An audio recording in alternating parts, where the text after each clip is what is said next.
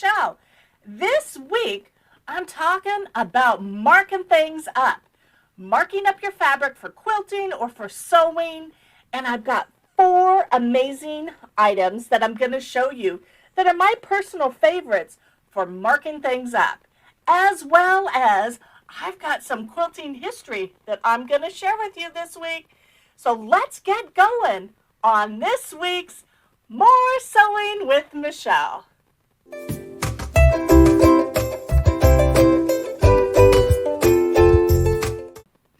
So let's talk about marking it up. So quilters have been marking up fabric probably since they started quilting for various reasons. But not only quilters use instruments to mark up fabric. Think about it. Tailors will use tailor's chalk. If you're sewing clothing, you may use it for marking out your design. There's lots of reasons to use marking instruments on fabric for when you're sewing and quilting. Now, what I want to do is talk about 4 items that you can purchase here today on More Sewing with Michele, and why I like these and why I use them all the time. The first one that I want to talk about is Generals. Now, this is a pastel chalk pencil. So just like a normal pencil, you would sharpen this on a pencil sharpener. It's got an eraser. I have to say, I have never used the eraser to get the chalk off, only because, as I've told you how many times before, the first thing I do when I finish a quilt is I throw it in the washing machine. And that is how you can get this chalk to come out, or you can use a damp cloth. Sometimes I can literally just wipe the chalk off of the fabric. I love these Generals pencils so much that when I get low, when I start getting them down to where they're about halfway, I'm like, oh no, I got to get more. So I use them all the time when marking up my quilts. Now, some of the things that I use these for is when I'm designing a pattern on a quilt. Now, the quilt in back of me here, it has got some intricate designs throughout here and in the corners. And I simply drew those out before I did any stitching, and I drew out the pattern, and I used the General pencil and also a number 2, which I'll talk about a little bit later, the number 2 pencils. But it's my go-to. Anytime I want to have something specific, a design, if I'm creating my own free motion design, I will use these pencils as well as a number 2 pencil that I'll talk about at the very end of this. So love my General pencil. You will get 2 of these in your package, and they are very strong. It's made with cedar wood, and like I said, it is chalk on the inside. And to get these off, you can simply wipe them away with a damp cloth, or sometimes I can even just brush them off the fabric. I love these. They originally were made for artists, so you may have them in the house if you have a budding artist or if you've been known to sketch and draw things. They're great on fabric though. So General's chalk pencil. And then I want to talk about Sew Line. Now, this is a tailor chalk pencil. Same idea. This is a one-time use. So once that chalk is done, you kind of toss it away. And this one is a little bit more ergonomic than just the round Generals. It's got kind of a triangular shaft, so it kind of goes into a certain spot and it's easy to hold. The tip is 1.3 millimeters, and you erase it with a damp cloth, and there's no refills on this. So when you want to expose more, you simply push it up and more chalk will be exposed. I love that about it, and it's tinted a light pink. So this is Sew Line's Tailor Chalk Pencil.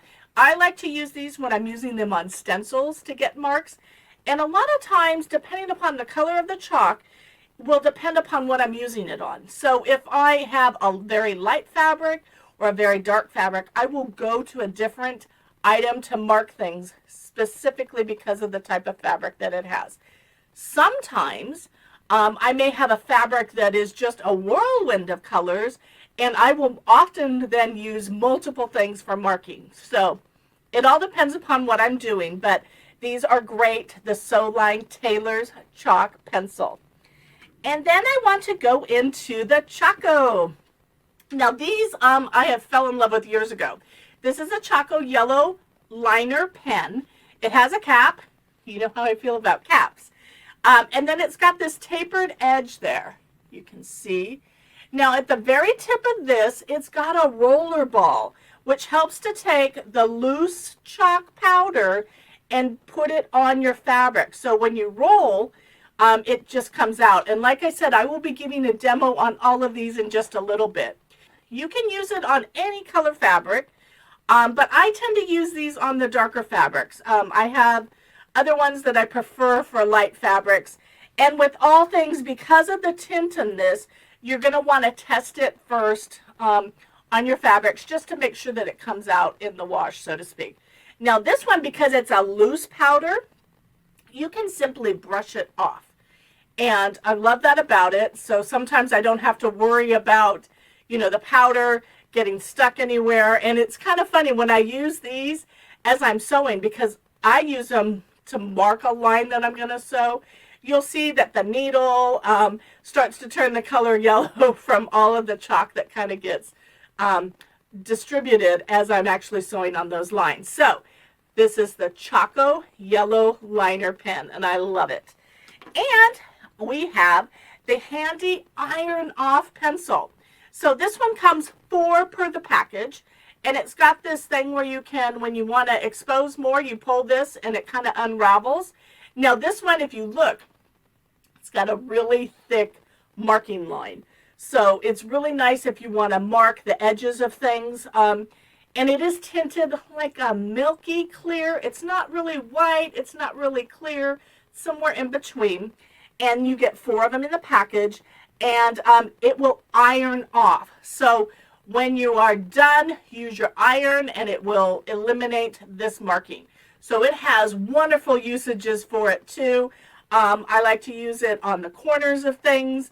And I love that it's big so you can really see those lines. So those are the 4 that we have for you to purchase today. And they all have different benefits, pluses and minuses.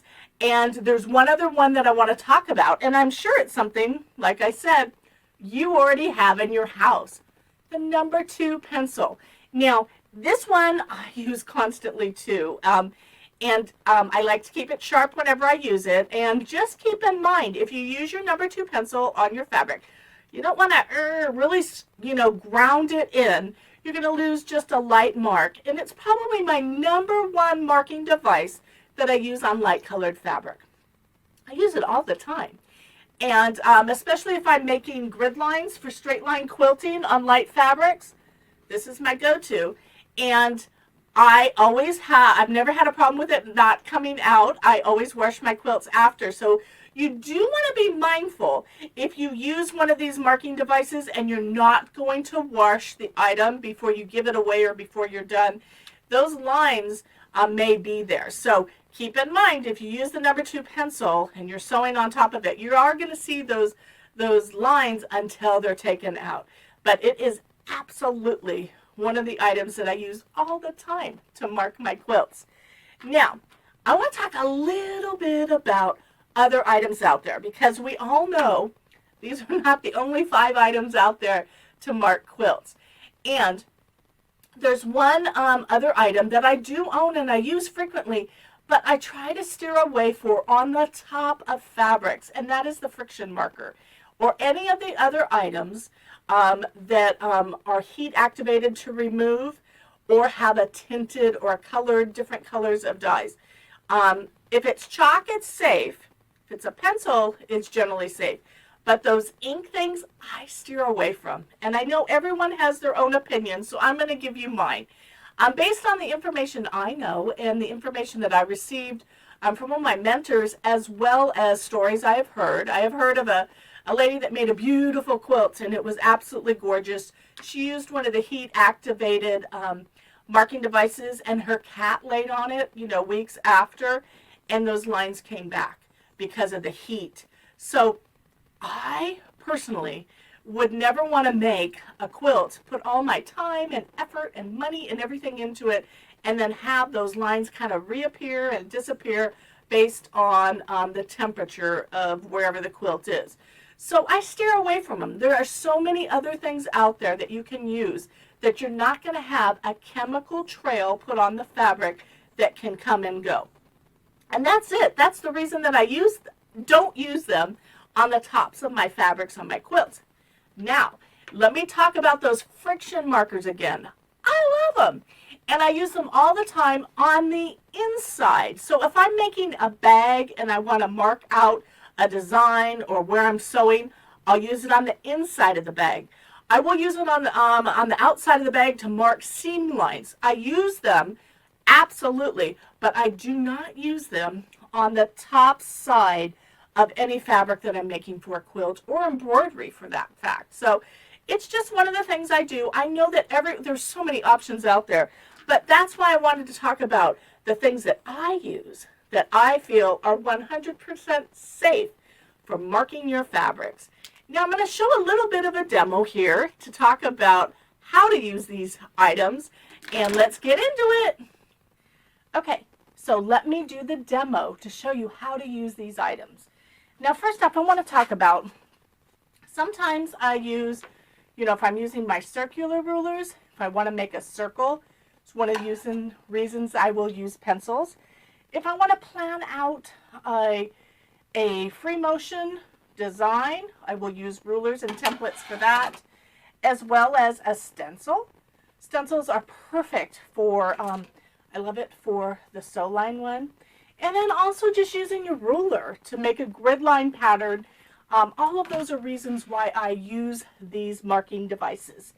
Now let me show you real quick. Let's start with the Choco liner. And I have a piece of fabric here that's white and black. So this one you can see, all I do is line it across here and that chalk rolls out. Super easy, super convenient. It's one of the reasons why I like it. Now to keep the chalk fresh, it has that cap. Always keep your cap on there, otherwise you have the potential that some of that chalk will be wasted. And I just store it upright like so. Now let's talk about the General's pencils. And I simply write right across.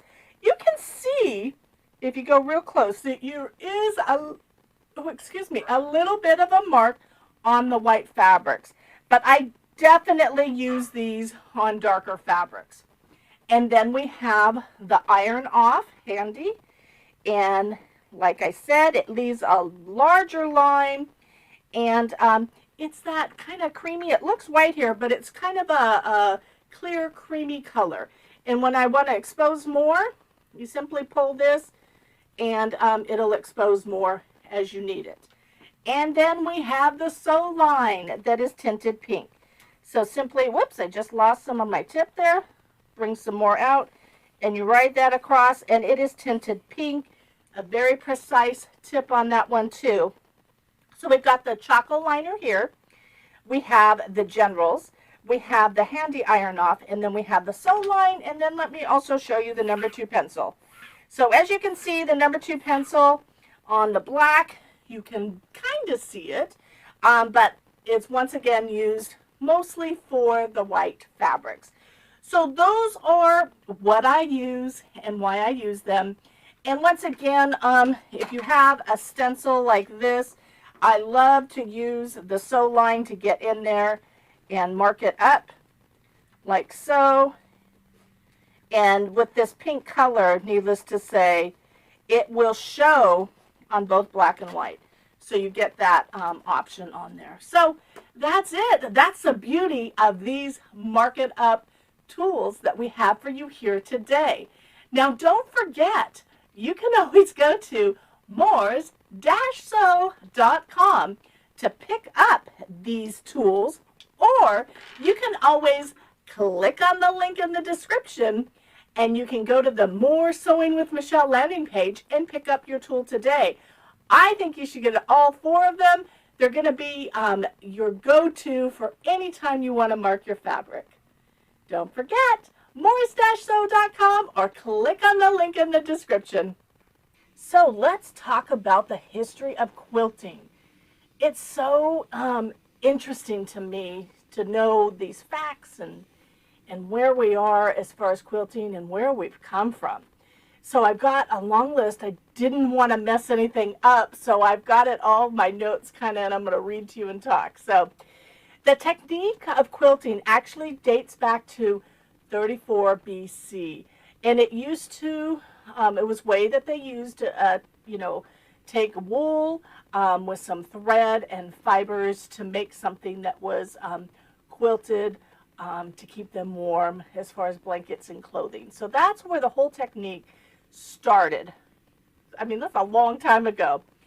In the 12th centuries in Europe, the Crusaders used quilting to make armor protection for underneath. So instead of having just, your metal armor on top, they would make a quilted clothing type thing to protect themselves underneath.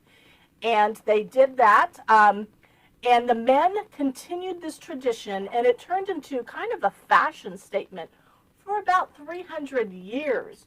So that's pretty fun. And in 1941, the English sent 30 convicts to Australia, actually to Tasmania, the island. And on the way from England to Tasmania, these women actually sewed a quilt. And it was just during the voyage, and that's pretty cool too. And it is believed that quilting originated in Sweden in the 15th century as far as making quilts that we know as of today. Quilting was a common practice in the 17th century, and originally they used leftover fabrics and scraps, and they often used worn out clothing. It was functional, but it also served a purpose. It was there to keep them warm. So they made blankets, etc., for on their bed. Back then they didn't even have the fun beds that we had. So it was also to give a protection from maybe the roughness of the straw or whatever they had as far as to make the bed from the first place. So it was very functional. But it also became one of those status symbols that the women, depending upon how good their stitching was, it was to show off their talents. And only the wealthy really had time to quilt back then. And it was definitely a status symbol, to have a really nice quilt on your beds. And in the 19th century, medallion quilts came very popular, and they were definitely more of an artsy type thing. So it took the original just basic quilts, and now they have these medallion quilts that were very colorful, unique, and generally the center design had some sort of moffat or something to really give a punch of color. So that was fun. And thank goodness for the Industrial Revolution, not only for all the advances we have today, but also for sewing. So because of that, the modern manufacturers eliminated the need for women to actually, get their wool and use a loom to make the threads and make their own fabric. So the Industrial Revolution, by 1840, the textile industry had grown and fabrics had become affordable for most people, and they were readily available. And it's a myth that back then that they only used scrap fabrics and leftover worn out clothing for quilting. Back then, once the Industrial Revolution and these fabrics were readily available, people bought that fabric, just like we do today, to make their quilts. So yes, people did use their worn out fabrics, but they were also specifically bought to make a quilt back then. From that time, quilting changed. It became a little bit more of a widespread thing that people did as far as women in the house, and it became very popular to make a quilt. Then comes a company called Singer, and in 1851, started by Isaac M. Singer, and he was in New York City. And in 1856, he started a plan to change the way that the sewing machine was used. He wanted it to make it affordable and to make sure that everyone could afford and have a sewing machine in their home. So his plan, by 1870, most families owned a sewing machine. Now I'm going to stop here and I'm going to show you one of my little treasures here, my featherweight. So one second. So I've got my own little bit of history here. And thank you, Isaac Singer, and also the Industrial Revolution. So this one here is a featherweight sewing machine. And my particular machine is from 1968. You can research them by the serial number on them. But Isaac M. Singer in 1933, on October 3rd, he commissioned 10,000 Model 221 featherweight machines. And from there, the craze started. Now, once again, going back, what his plan was to do was to make it so that sewing machines are affordable and every household could have them. And he absolutely did that. Now, the original featherweights cost somewhere between $125 to $150. And keep in mind, that was pretty important. Now, the price was low, but back then, it was obviously a lot more elevated than what we would consider today. But that would allow the women that were normally hand sewing clothing for their family, the machine would obviously reduce that amount of time, and it offered up more time to where they can actually quilt. So Singer absolutely helped increase the popularity of quilting. Now, my machine here, I'm so lucky. I have like the original instructions, and it's in really good shape. And I use it. I sew on it currently today. It's not just a decoration. I absolutely use my machine. And my machine, if you look here, if you happen to run into one of these, you want to pick them up. But it's got all the original plate here that has all the information as far as the year. And with that, there are places you can go online. Once you know the number, you can find out where it was made and also what factory it was made from. My machine actually came from New Jersey. So it's really fun, and it's a little bit of history. And this is my little bit of Industrial Revolution history here, my featherweight that I love. Isn't that just amazing? I love my little featherweight, but let's get back to some of the history. So in the Civil War era, both sides used quilting for fundraising, and they used it to create money so that they could buy stuff to support their troops for the war. They also made quilts for the soldiers that were in battle. So quilting was big back then, and needless to say, like I said, both sides used quilting for different reasons at different times. But one of the things that's kind of interesting, think about it. So the cotton was basically grown in the South, but in the North was where they had the manufacturing to make fabrics. So at the start of the war, fabrics were readily available for both sides, but at the end of the war, fabric was hard to come by. So it's kind of funny back then, but they used it definitely during the Civil War era quilting to support the troops. Now, Amish immigrants, when they came to the country, they brought with them from when they came from Sweden and Germany the techniques that they used for quilting. And for over 250 years, they've been creating quilts here in our country. And the earliest Amish quilt known is dated back from 1849, and it's a whole cloth quilt. The Amish used it as decorations and to show their wealth. So in the Amish community, they don't like to be boastful of what they do, but what is allowed for them to show their artwork. So that's why the Amish quilts have been so popular, because they're used as decorations and kind of as a little bit as a status symbol as far as the talents of the women there. Now, since then, we all know that Amish quilts are used with basically solid fabrics, bright, bold patterns, and they are just beautiful. Now, crazy quilting was started in the 19th century, and that's with a bunch of different sizes, a bunch of different stitches, Oftentimes they would sew into these quilts other little trinkets. So it was a craze, and it was all the rage. Communities often use them as gifts for their friends. Now, back in the 19th century also, quilts were used as gifts from communities. So a community would come together as quilting bees. We've all have heard of that.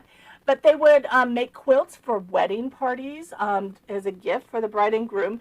And also another common practice was when a beloved minister was leaving to a new location, oftentimes the church would make him a gift of a quilt for his journey and his travels and to remember them by.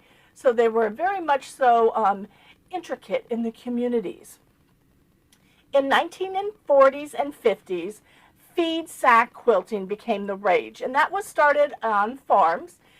Basically, the manufacturers of the seeds used intricate patterns and designs on their feed sacks, and these innovative women would gather up those feed sacks and they would use them to make quilts. And these crafty women saved these fabrics and made a ton of quilts. And you will often find them now in antique stores. And they're very much so known for their feed sacks. My mom collects antique quilts, and she's got a bunch of them. And some of them are quite remarkable. The detail that they used on those feed sacks, just gorgeous. Now, oldest quilts in the world that is known, it's called the Tristan quilt. And it dates back to 1360. It's not complete anymore, but it is shown in the Bargello in Florence, Italy. And here in America, the oldest quilt is called the Martha Howard quilt. And it is from Canton, Massachusetts, and it dates from 1786. So we've got some treasures here too. Now here's some interesting facts. Today, there are about 21 million quilters. And here in the USA, we have about 11 million. 98% of quilters are female, and 65% are retired. And in 2020 alone, the number increased by 12% as far as quilters. And that number is expected to grow even more. They expect 5 billion more by 2026. Now, we all have been through this pandemic, and we understand and know how much sewing face masks increased people learning to sew. And it's not only a fun thing for us to do, but it's a necessity for some people when they needed to make the masks. And it's just a fun craft, and I know you all agree with me. So isn't that cool? There's some history that we have for quilting. I know. I just find it so interesting to find out bits and tidbits of history as far as quilting and what and how people made quilting over the years. It's a wrap.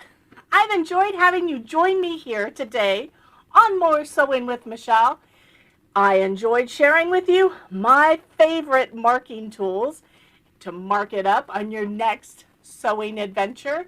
Don't forget to check them out at moors-sew.com or click on the link in the description.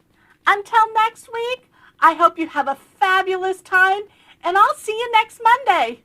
Bye-bye.